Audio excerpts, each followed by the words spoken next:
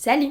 Et ouais, ça faisait longtemps qu'on s'était pas retrouvés comme ça, vous et moi, autour d'un petit ciné-canapé, à se conseiller des films à regarder, le dimanche après-midi, avec un petit plaid sur les genoux et une petite tisane au creux des mains. Cette fois, j'ai pas envie de vous parler d'un thème, ni d'un réalisateur, enfin si, un petit peu quand même, mais bien d'un scénariste de talent, et de surcroît, mon préféré. Rentrons dans le doux monde du plus british des Néo-Zélandais, du plus romantique des conteurs d'histoire sur grand écran, du mec qui a fait que Hugh Grant a fait toutes ses heures d'intermittence. Je parle bien sûr du grand et de l'unique Richard Curtis. Le problème avec les scénaristes, c'est qu'on connaît rarement leur nom et encore moins leur tête. Mais ces films à Richard, vous les connaissez. Ça, vous les connaissez. Coup de foudre à Notting Hill, 4 mariages à l'enterrement, le journal de Bridget Jones et bien sûr Love Actually. Ça vous parle là tout d'un coup, non ? Dans cette vidéo, je vais pas vous parler de ces films-là parce que c'est de loin c'est plus connu. Bon, par contre, si vous les avez pas vus, regardez-les, parce qu'ils sont vachement bien. Non, j'aimerais vous parler plutôt de ces petites perles peu connues du scénariste qui sait parfois essayer à la réalisation justement parmi ses films. Alors je vous préviens, vous allez vous prendre un énorme shoot d'amour et de tendresse avec un tout petit peu de niaiserie, mais surtout de la magie. Dead on Time est un court-métrage réalisé par Linda Hobbs en 1983 que Richard Curtis a co-scénarisé avec Rowan Atkinson, Dixit Mr Bean. Ah oui, parce que Richard Curtis est le co-créateur de Mr Bean au fait. Voilà. Le court-métrage raconte la dernière journée de Bernard Fripp qui se fait diagnostiquer une maladie grave lui laissant seulement 30 minutes à vivre. Il va essayer de se réconcilier avec Dieu, de comprendre la signification et la beauté de Mona Lisa, de lire Guerre et Paix, enfin surtout la 4e de couverture parce que bon, faut pas abuser non plus, et bien sûr de trouver l'amour. Le film dure le temps de l'action et on voit les minutes défiler autant sur sa montre que sur notre timeline. Ce court-métrage est le premier exemple d'une longue série d'un effet que Curtis aime bien utiliser dans ses scénarios. Un petit quelque chose de magique, de surnaturel qui joue en faveur ou en défaveur du protagoniste et qu'il fait évoluer dans sa vie. Dans ce court-métrage, c'est donc cette maladie un peu chelou qui arrive comme par magie et qui chamboule tout. Ce petit film au rythme effréné et à la morale assez anti-élitiste est vraiment adorable pour rentrer dans le monde merveilleux de Richard Curtis. Et ce qui est fort bien, c'est qu'il est trouvable ici, sur YouTube, et je vous mets même le lien en description. C'est pas beau ça. Je vais enchaîner avec un film que j'ai découvert et que... Ça vous est déjà arrivé de regarder un film ou d'écouter une musique ou de voir une peinture et de vous dire qu'en fait cette œuvre, là au moment même où vous la regardez ou vous l'écoutez, elle est peut-être en train de changer votre vie, de vous impacter tellement fortement que déjà ça devient une de vos préférées et que ça remue quelque chose, une émotion que vous vivez pas très souvent et qui vous fait un bien fou.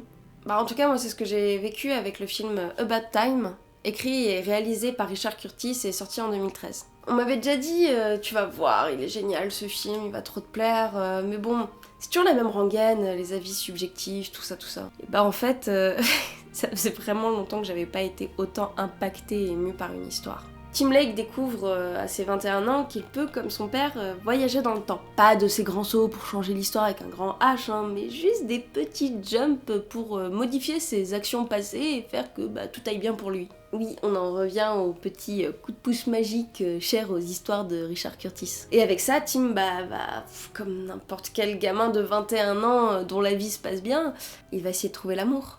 J'ai pas envie de vous raconter trop l'histoire parce que c'est vraiment un film qu'on a envie de se laisser conter. C'est absolument doux, sans aucune niaiserie, avec un fond très sincère et fort sur les relations humaines et familiales. Il y a la magnifique Rachel McAdams qui détonne dans cet univers très british comme il faut et qui rend ce film juste merveilleux. J'aimerais vous en dire plus, mais j'aimerais aussi que vous découvriez ce film comme je l'ai découvert moi, sans en savoir rien dessus, et en pleurant de joie puis de peine au fur et à mesure que le film s'écoule. Je suis désolée de m'arrêter là, mais sachez que le film est sur Netflix et que je vous en voudrais pas du tout si vous mettiez la vidéo en pause pour aller le voir. Y a aucun problème. Par contre, si vous pouvez revenir après, ce serait cool, SVP. Tiens, au fait, j'ai déjà parlé d'un film de Curtis dans un de mes précédents ciné-canapés. L'auras-tu remarqué ? Si je vous dis bateau, radio, boogie-woogie avec des hippies, dans les films les plus feel-good que j'avais sélectionnés, je vous parle de Good Morning England de Richard Curtis, sorti en 2009. Tu peux cliquer ici pour voir ou revoir la vidéo, et tiens, tant qu'on y est, si tu cliquais pour t'abonner si ce n'est pas encore fait, vas-y, fais comme chez toi. Alors, là je vais me jeter un peu dans la gueule du loup parce que je vais parler d'un seul épisode d'une série qui est beaucoup aimée. Donc désolée, je n'ai parlé que de cet épisode, mais si vous voulez débattre de la série en commentaire, Hetaro 13. Certains puristes l'auront compris, je vais vous parler de l'épisode 10 de la saison 5 de Doctor Who, Vincent et le Docteur, réalisé par Johnny Campbell en 2010 et donc écrit par Richard Curtis. Dans cet épisode, le Docteur, joué ici par Matt Smith, et sa coéquipière Amy se promènent dans le musée d'Orsay. Ils s'arrêtent alors devant un tableau de Van Gogh, l'église d'Auvers-sur-Oise, et le Docteur décèle dessus une sorte de forme un peu bizarre et décide d'aller à la rencontre du peintre. Il voyage donc jusqu'en 1890 où il rencontre Van Gogh, qui est joué par Tony Curran, dont la ressemblance avec le peintre est assez dingue, je sais. Ils vont faire face à un monstre que seul le peintre peut voir et essayer de lui faire reprendre confiance en lui. Bah oui, c'est pas lui qu'il est devenu célèbre, étant donné que eux ils viennent du futur et que il a une reconnaissance posthume.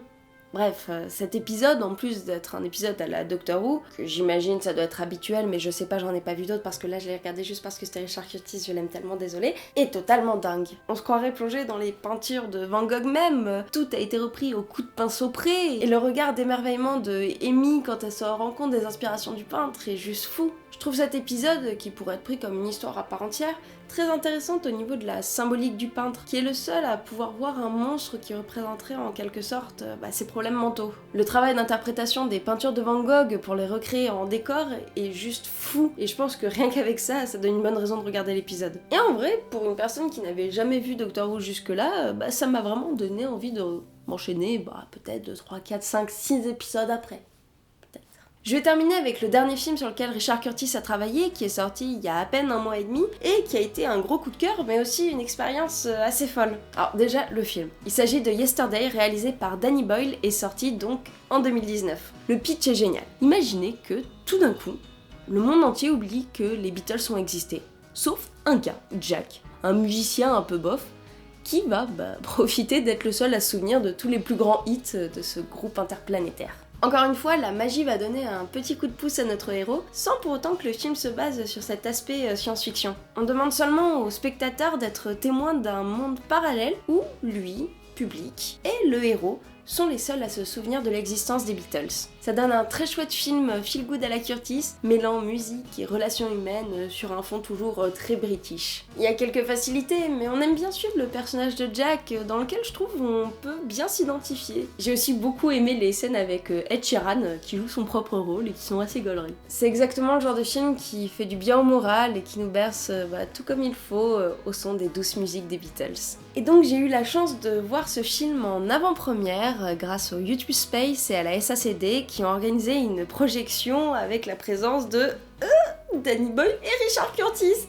Alors non, j'ai pas de photos à vous montrer avec Richard Curtis parce que j'ai pas trop cette culture là, mais j'ai posé une question au scénariste lors du Q&A à la fin de la séance et j'ai pu aussi lui dire tout mon amour pour ses films et c'était génial. Il m'a répondu avec un immense sourire et je peux affirmer encore, toujours et maintenant que c'est mon scénariste préféré. Je vous conseille aussi de voir ses autres films, Love Actually, Coup de foudre à Notting Hill ou Good Morning England, parce que c'est des films qui font du bien de voir le dimanche à peu près vers 16h30, alors qu'il pluviote nul dehors, un petit plaid en pilou-pilou posé sur les genoux tout doux, une petite part de marbré dont vous avez piqué la recette à votre grand-mère et votre animal ou humain de compagnie allongé comme ça.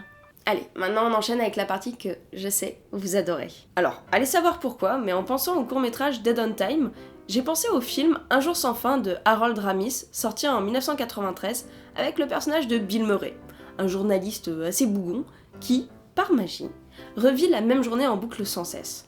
Il a ce petit quelque chose du sketch et aussi l'envie de profiter du temps qui nous reste ou de l'infini pour se cultiver. En plus, ce jour de la marmotte est un de mes films préférés, donc s'il vous plaît, regardez-le. Si tu as aimé About Time, je te dirais de voir Une merveilleuse histoire du temps, de James Marsh, sorti en 2015. Et non, je te conseille pas de regarder ce film parce qu'il y a Time dans les deux titres, mais parce que je trouve qu'il y a une esthétique assez commune dans les deux, et aussi dans la résilience des deux protagonistes, dont celui-ci joué par Eddie Redmayne qui joue le personnage de Stephen Hawking. C'est un film très beau, assez dur et intéressant quant à la maladie du scientifique, mais intéressant dans sa forme et son histoire. Dans le même genre que l'épisode de Vincent et le Docteur de la série Doctor Who, il y a le magnifique film d'animation La Passion de Van Gogh de Dorota Kobiela et Hugh Welshman sorti en 2017, qui raconte, par la voix douce de Pierre Ninet, une sorte d'enquête suite à la mort de Van Gogh. C'est le tout premier film entièrement peint à la main, reprenant les œuvres originales du peintre pour les adapter à l'histoire. Et le film a reçu le prix du public du Festival d'Annecy et le mérite amplement.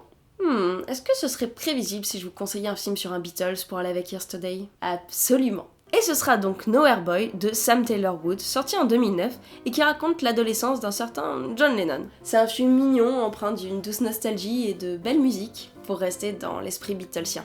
Voici tous les films que l'imagination de Richard Curtis a pu me faire aimer. On a beau le cantonner aux comédies romantico-dramatiques, je pense que Curtis a un éventail d'histoires folles à raconter. J'ai extrêmement hâte de voir ses prochains films et j'espère que grâce à cette vidéo, vous aussi. Comme d'habitude, pense à t'abonner et même à mettre la petite cloche pour savoir quand sortent mes vidéos. Tu peux aussi me suivre sur mon Instagram, mon Twitter, et évidemment me soutenir en regardant des petites pubs sur mon Utip. Je dois actuellement refaire tout mon matériel sonore, donc une aide sera toujours la bienvenue. Merci encore d'avoir regardé la vidéo et vu que c'est en English, God save Richard Curtis.